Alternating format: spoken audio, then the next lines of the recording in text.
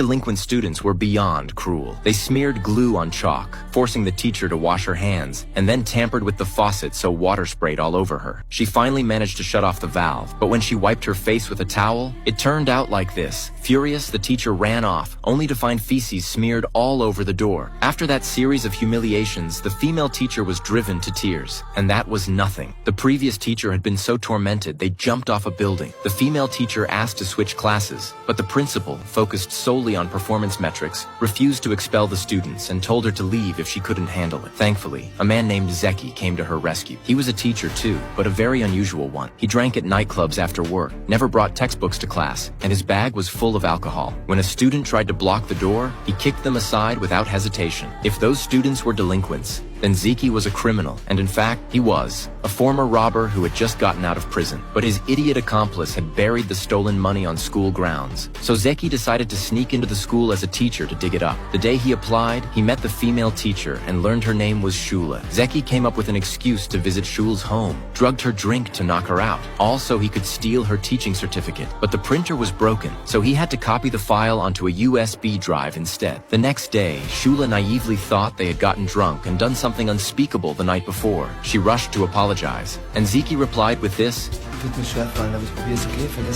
That night, Shul was bullied to tears by students again. When a colleague borrowed her computer, they accidentally opened the teaching certificate file and noticed the date on it. Shul suddenly realized something. She rushed to the school and checked Zeki's records. Sure enough, his grades were identical to hers. Nothing had happened that night. She'd been played. Furious, she considered reporting him to the principal, but then had a better idea. Why not make him teach those delinquent students? That way, she'd be free of the nightmare and get to watch Zeki be tormented in return. As for the ex-con, he didn't think much of the rowdy kids and readily agreed, but soon, Zeki would learn a harsh lesson for underestimating them.